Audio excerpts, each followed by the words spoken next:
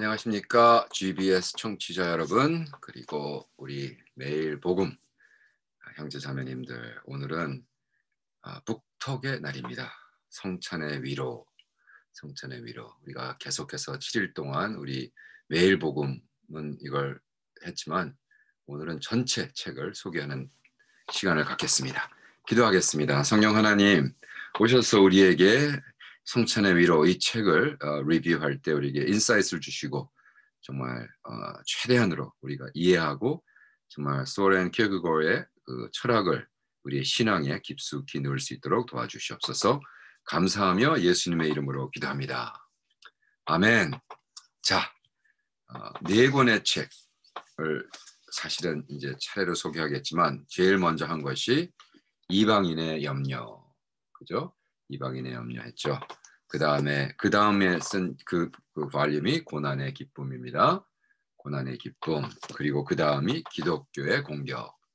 기독교의 공격. 그 네 번째 책이 바로 오늘 소개하는 성찬의 위로입니다. 그래서 1번하고 4번을 하는데, 그것은 사실 소렌 키어크가 쓴 크리스천 디스코스라는 책, 이 한 권을 네 개로 쪼개서 이렇게 엄청난 볼륨이 나왔습니다. 비교해 보면 이게 가능한가? 왜냐하면 아니 책 한 권을 어떻게 네 권으로 내지? 라고 할 수 있겠지만 가능합니다. 물론 그 활자도 크고, 그 다음에 이 앞에 많은 분량을 이 책을 소개했어요. 누가 했냐면 우리 이창우 목사님께서 이 책을 소개하면서 그냥 읽어서는 이해를 못하니까 당신이 커멘터리 비슷하게, 그걸 한국말로 커멘터리라고 그러고 역자 해제라고 그러더라고요. 그래서 제가 이번에 배운 말입니다. 해제. 그래서 설명하는, 뭐 닦아놓고 이렇게 얘기하더라고요. 이 목사님이 세종시에서 만났는데, 목사님 솔직히 키어가르 책을 그냥 번역했는데 그거를 그냥 읽고 이해할 사람이 몇 명이나 되겠어요. 그것도 참 맞는 말이다. 맞습니다. 맞고, 그래서 우리가 이것을 많은 해석이 필요하다. 이 성찬의 위로 그 뒷장에다 이렇게 썼습니다. 누가 배신자인가? 예수를 팔아버린 가룟 유다가 배신자인가? 온 인류는 십자가 사건의 공범이다. 세상에서 나그네 길을 홀로 걷다 지친 당신, 예수 그리스도의 성찬대 앞에 나와 주님이 주신 위로를 받으십시오. 이 세상에서 가장 큰 사랑으로 당신을 초대합니다. 예수 그리스도의 사랑이 이야기, 이 책을 통해 이 사랑을 더욱 깊이 만날 수 있기를 축복합니다. 당신을 죽음에 이르도록 배신한 사람이 있다면 죽기 직전 그 사람을 초대하여 만찬을 제공할 수 있습니까? 그런 만찬을 당신은 간절히 원할 수 있습니까? 주님은 죽기 전 이 만찬을 간절히 원하고 했습니다. 게다가 이 만찬을 기념하라고 하셨습니다. 이 세상에 배신자가 쉴 곳이 도대체 어디 있단 말입니까? 어떤 사랑이 배신자를 품은 적이 있었나요? 죽기 직전 배신자를 초대하여 간절히 식사를 원했던 이 사랑에만 인류는 쉼과 위로를 얻습니다. 당신 또한 십자가 사건에서 자유로워질 수 없다고 믿는다면 이 만찬에서 쉼을 얻으십시오. 책을 그냥 전체적으로 요약한 거죠. 요약해서 아주 좋은 글을 썼습니다. 이게 2022년 3월 14일 출판됐고요. 제가 이번에 들어가서 4월달 한국 들어가서 이것을 세트를 가지고 왔고, 그래서 성찬의 위로, 그래서 크리스천 강화의 4개 중에 마지막. 이 책은 7챕터로 써 있습니다. 사실은 7 스크립처, 하나님 말씀을 가지고 소렌 키어크가르드가 강화를 합니다. 강화라는 건 뭐냐 하면 설교보다 좀 약하다. 사실 그런 건 아니고요. 뭐 설교보다 훨씬 더 센데 그때 당시 하나님의 말씀은 가르친다는 것보다는 선포되는 게 더 셌습니다. proclamation. proclamation은 뭐 이렇게 토론해보자 이런 게 아닙니다. 그냥 선포하는 거예요.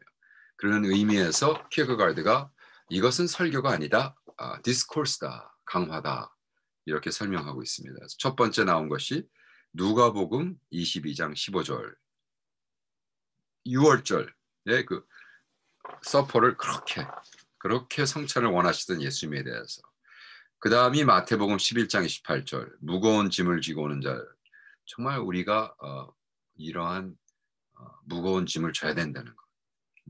그 무거운 짐이 예수 그리스도 안에서만 해방된다는 것. 요한복음 10장 27절 3 챕터 3에는 당신의 음성을 들으라는 예수님. 목자의 양은 그 목자의 음성을 듣는다. 고린도전 14장 23절 챕터 4는 정말 배신자에게 마지막 기회를 주시는 예수님. 그리고 챕터 5는 디모데 2장 12절 13절 말씀 성실하신 예수님. 챕터 6 요한일서 3장 20절은 우리 마음을 고발, 그러나 우리 마음은 우리를 고발하지만 우리 예수님은 그보다 더 크시다. 그리고 7장에 누가복음 24장 51절 말씀 축복 그 자체이신 예수님. 그래서 여기 말한 대로 정말 우리 배신자들이 쉴 곳이 어디 있습니까? 여기 와서 쉼과 위로를 얻습니다. 여기 사실은 부록이 들어가 있습니다. 부록이 들어가 있는데 그 부록에 위기 여배우의 3에서의 한 위기와 대장 스키피오 역의 피스터라는 굉장히 많은 부분이 들어가 있어요. 근데 사실은 제가 이거를 강의에 안 넣었습니다. 왜냐하면 성찬의 위로만으로 중요한 것 같아요. 다 된 것 같고 글쎄 부록을 나중에 따로 발표할 이유가 있으면 하겠습니다. 그러나 이것은 사실은 이 전체랑은 흐름과는 좀 다른. 그러니까 키어케가르드의 그 책은 이렇게 룰을 다 무시하고 하는 경향이 많았습니다. 여기에서 그 앞부분에 사실은 소렌 키어케가르드 그 소사이어티가 있거든요, 한국도. 그래서 그게 오피셜리 어떻게 부르냐면 키르케고르 학회가 있습니다. 키르케고르 학회. 학회라는 건 학자들이 모이는 모임이겠죠.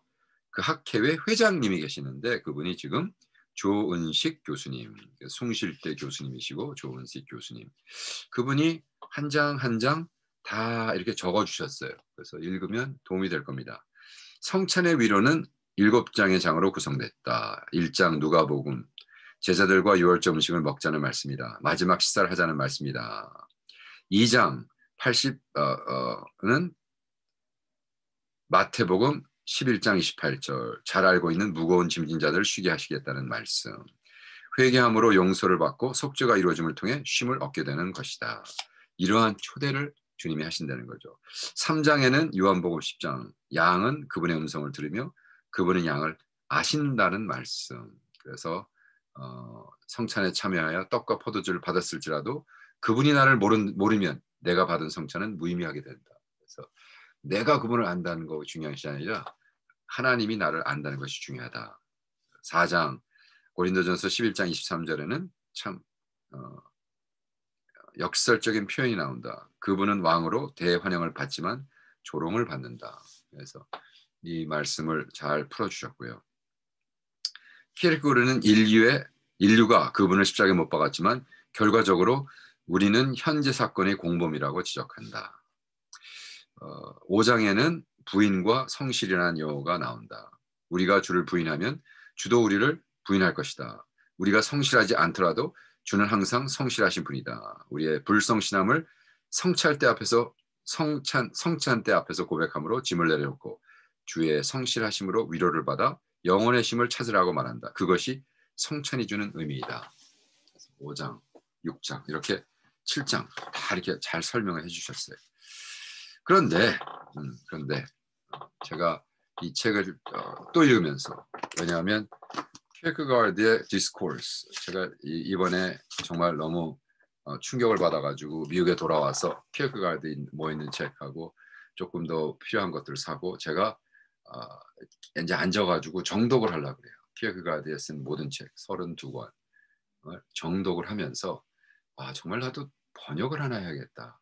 지금 여러 권을 할 수는 없으니까 그래서 한 권에서 어느 권 할까 지금 알아보고 있습니다.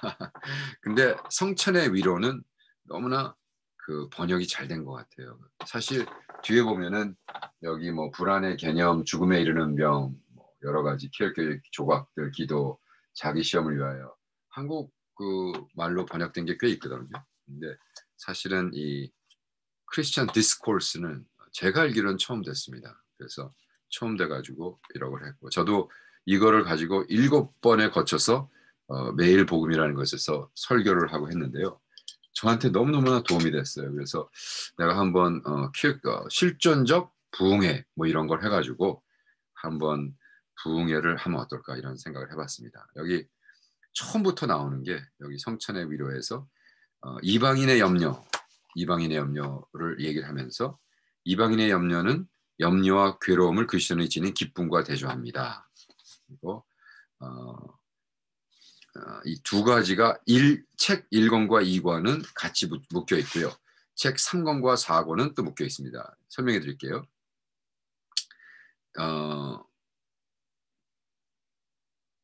2부와 4부는 우리가 기독교적 이상대로 사는데 실패했을지라도 이런 인류에게 베풀어 주신 하나님의 은혜에 집중하고 있습니다. 바로 죄의 용서입니다.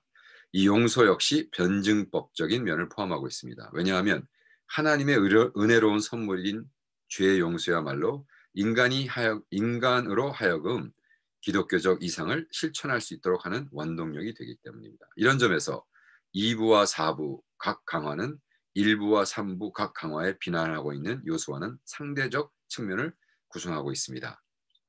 조금 복잡하죠. 제가 설명해 드릴게요. 강화 2부는 1부에 대한 은혜의 답변이며 4부는 강화 3부에 대한 답변이라 볼 수 있습니다. 그러므로 1부와 2부, 3부와 4부가 각각 짝을 이루고 있음을 의미합니다. 다시 말해서 1부와 2부, 3부와 4부가 각각 변증법적 대화법으로 묶여 있습니다. 그래서 무슨 말이냐 하면 첫 번째 책 이방인의 염려. 근데 이게 지금 다른 책이 아닙니다. 이게 책 하나 안에 있는 챕터입니다.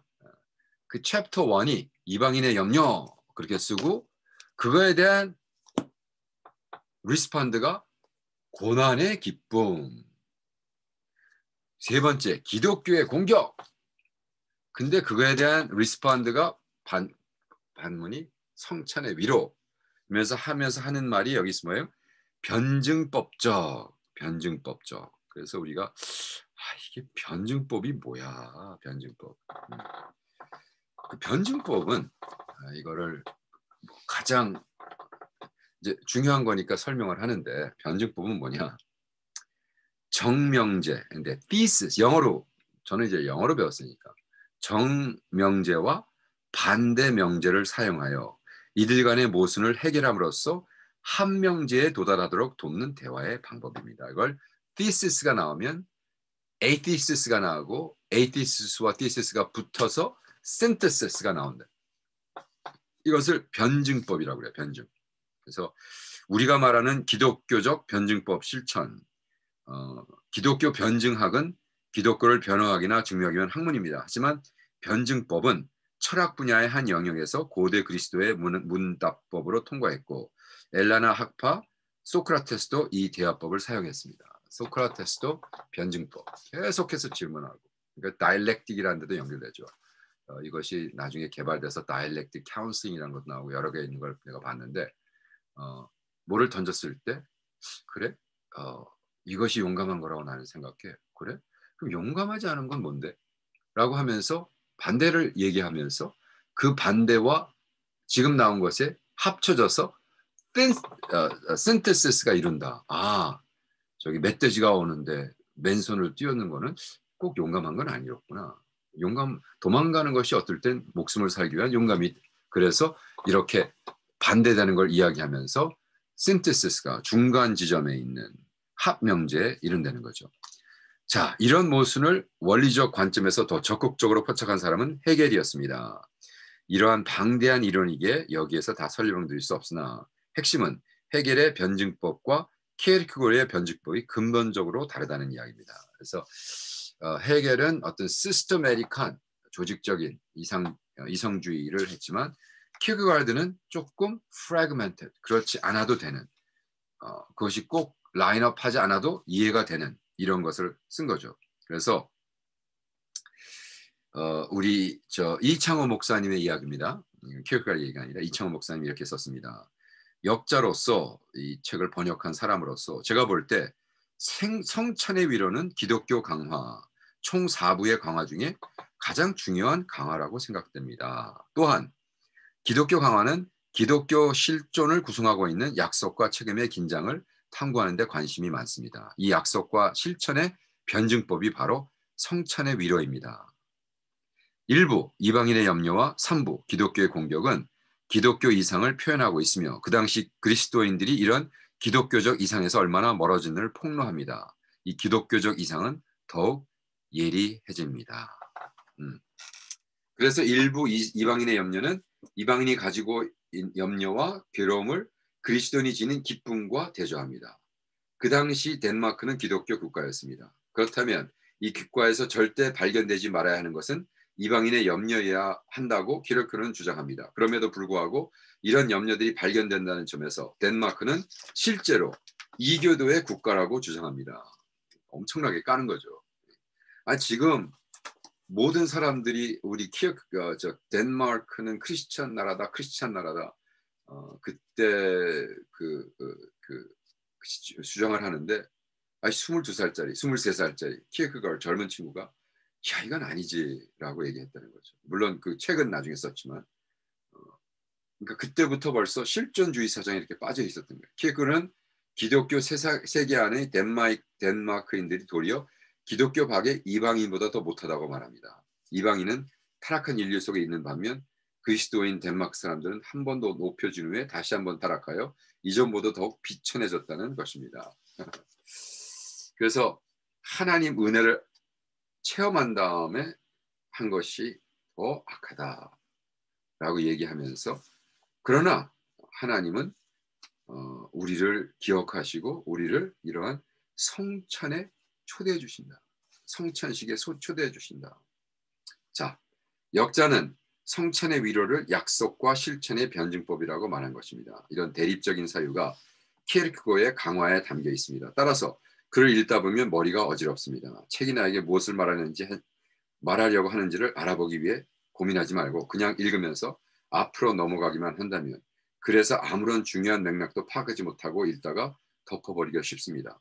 결국 책을 통해 키르케고르는 우리에게 말해주고 하는 중요한 의미는 파악하지 못한 채 말만 많고 골치 아프게 하는 이상한 책으로 간주하게 되는 것입니다. 자, 이거를 그냥 읽으면 어떤 맥락을 따라서 계속 같은 맥락으로 이것이 맞다 주장하지 않기 때문에 우리는 이거 왜 이렇게 힘들어 덮을 수 있다는 거죠. 그러나 그렇지 않다. 왜? 전체 구성이 이렇게 그러니까 변증법, 정명제와 반대명제 그래서 이것을 합명제에 도달하는 도구로 쓰고 있다.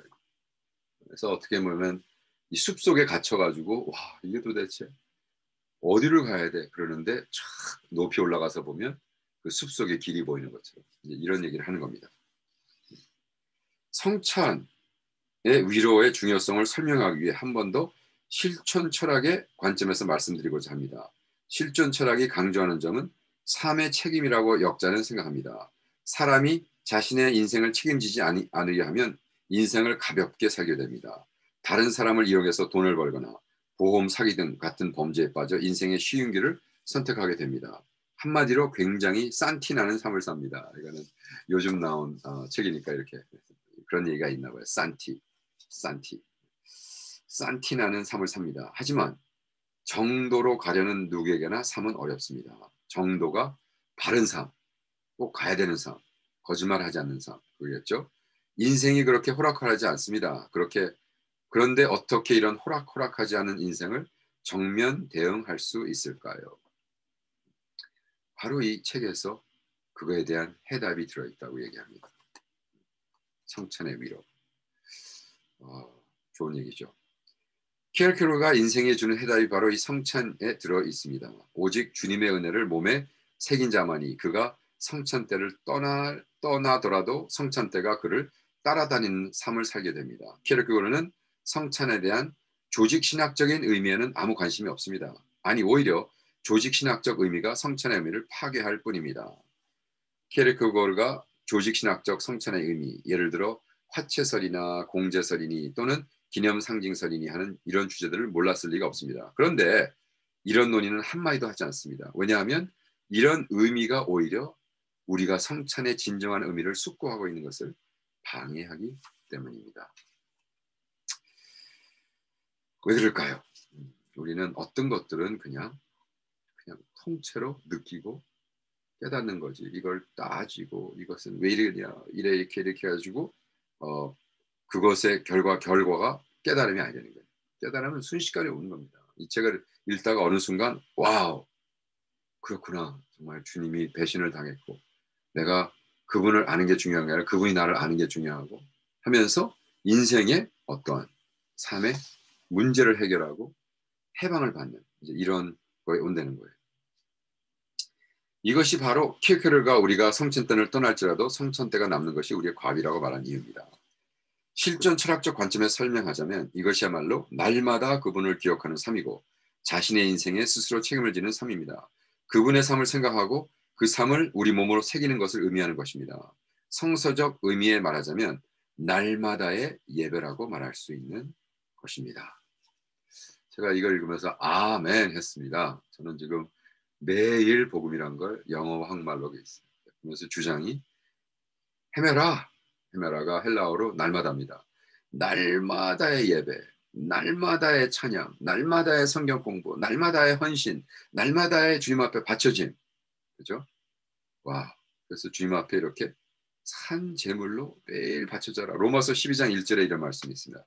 그러므로 형제들아 내가 하나님의 모든 자비하심으로 너희를 권하노니 너희 몸을 하나님이 기뻐하시는 거룩한 산 제사로 드리라. 이는 너희가 드릴 영적 예배니라. 아멘이시죠? 아멘입니다. 그래서 우리는 킬크가르드의 주장은 우리는 자꾸 옛날에 내가 예수를 믿어서 머리로 동의했다가 아니라 매일매일 이런 실존적인 예배, 매일매일 바쳐지는 예배, 매일매일 드려지는 예배를 해야 된다는 거예요. 자, 그렇다면 이것은 용서의 약속과 삶의 실천의 문제입니다. 성찬 때는 이러한 삶의 시작에 불과합니다. 우리가 성찬 때를 떠나서라도 날마다 성찬 때가 우리를 따라다니는 삶은 그 다음입니다. 그래서 제가 초반에 이건 지금 이창호 목사님 얘기입니다. 그래서 제가 이창호 목사님이 초반에 이것을 존재론적 관점에서 보자면 겨우 시작에 불과하다고 말씀드린 이유입니다. 그리스도인에게 있어서 크리스찬에게 있어서 각자의 삶의 책임은 바로 성찬때에서 시작하고 성찬때가 우리를 따라다니도록 하는 과업으로 끝납니다. 케리크고의 설명대로 하면 이것이 바로 예수 그리스도의 날이고 이 날은 그분께서 완성하실 것입니다. 근데 그 완성의 날이 언제라고요? 과거가 아니고 미래가 아니고 오늘 예수의 날 바로 데일리 오늘 매일 오늘 매일 이뤄진다는 거예요. 자, 그리고 이렇게 결론을 내립니다. 이방의 염려 첫 번째 책은 삶의 기본적인 문제를 다루었습니다. 그 중에서 특별히 1장에서 진정한 삶이란 은인을 위해 존재하는 것이라고 결론에 도달합니다. 이방인의 염려에서는 이 은인이 어떤 은인인지 명확하게 드러내지는 않았습니다. 그러나 성찬의 위로에서는 이 은인이 어떤 분인지 어떻게 살다가 가신 분인지 명확하게 말하고 있습니다. 도대체 이 은인의 어떤 점을 우리가 매일매일 기억해야 하는지를 분명히 밝힌다는 점에서 이 책의 진정한 의미가 있습니다.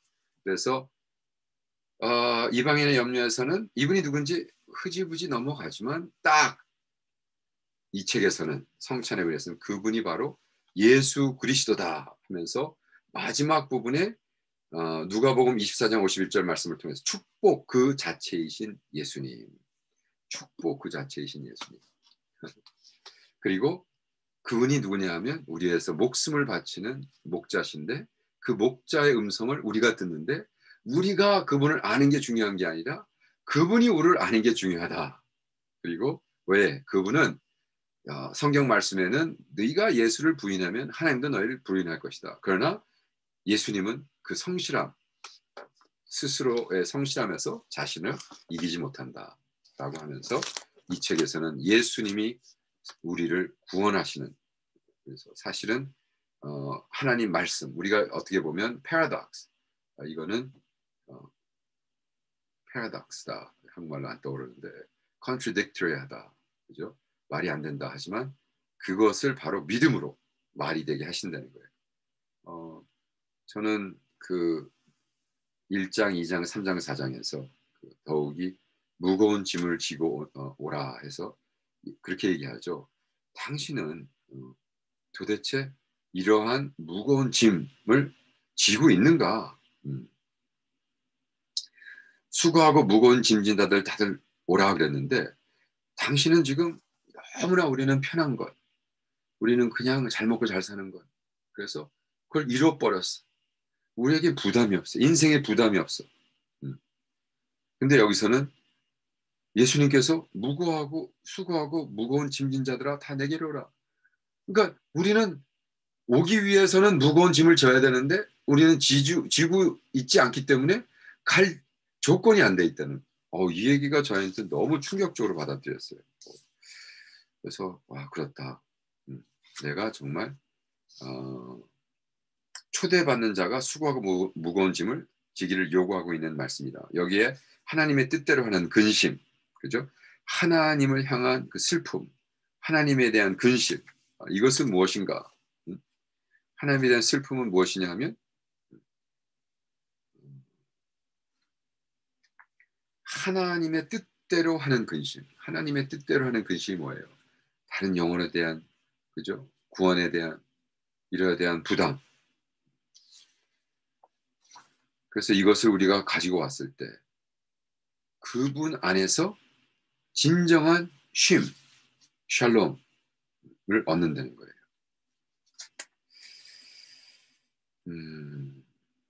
자, 그러면서 이렇게 말씀하십니다. 이건 이제 키어크가르 얘기입니다. 이것이 초대의 약속이었다. 그러나 그때 누가 초대하는 자인가? 이리 오라 라는 초대가 세상에 들리지만 도대체 어디로 가야 하는지 언급이 없다면 아주 끔찍하게 혼란스러울 일일 수밖에 없다. 당신은 더욱 굳게 그분을 의지하여 이 초대를 수락하였다. 보라, 그분이 두 팔을 벌리면서 말씀하신다. 그러면서 계속 몇 번 나옵니다. 예수님께서 십자가에 못 박혀서 두 팔을 벌리셨고 부활하셔서 이제는 앞으로 내오면서 내게 와라. 나를 붙잡아라. 그래서 우리를 구원하신다. 세상에서 나그네 길을 홀로 걷다 지친 당신, 예수 그리스도의 성찬대 앞에 나와 주님이 주신 위로를 받으십시오. 그리고 그 자리를 떠나면서 주님의 성찬대가 당신을 쫓아가는 그런 삶. 그래서 정말 배신한 자를 위해서 성찬을 한 것처럼 우리 삶 속에서도 배신받고 어렵고 우리를 힘들게 하고 했던 모든 사람을 용서하고, 그렇죠? 배신자가 쉴 곳은 바로 이 성찬의 위로를 받는 성찬식밖에 없다. 그리고 우리는 유다는 돈을 위해서 예수를 배신했고 베드로는 목숨을 살리기 위해서 예수를 배신했지만 그것이 2000년 전 그들의 배신이 아니라 지금 현재를 살고 있는 우리의 배신이다. 그러므로 정말 내가 나는 바로 유다처럼 예수를 팔아먹지 않았어요. 저는 베드로처럼 예수를 3번 부인하지 않았어요. 그렇게 하지 말고 그때 당시는 안 했지만 내가 지금 나의 삶 속에서 그저 돈 조금 버는 거 또 나가 좀 연명하는 것 때문에 얼마만큼 우리가 많이 예수를 매일매일 부인하고 사는가. 이것을 회개를 하고 그 무거운 짐, 정말 모든 사람들은 가벼워지길 원하고 해방받기를 원하지만 우리는 정말 중보라도 기도라도 이러한 모든 삶 속에서의 주님이 걱정하시는 그 부담을 안고 살면서 이거를 예수님 앞에 가져와서 승리하는 성찬의 위로를 받는 여러분 되기를 축원합니다. 자, 두 책이 끝났네요. 이방인의 염려는 전번 주, 오늘은 성찬의 위로. 이거를 더 정확하게 배우고 싶으시면 닥터 바보 TV 유튜브에 오셔서 들으시고요. 구독하시고 네, 다음번은 이제 고난의 기쁨 그리고 기독교의 공격 차례로 소개해드리겠습니다. 자, 다음 북톡에 뵙겠습니다. 바이.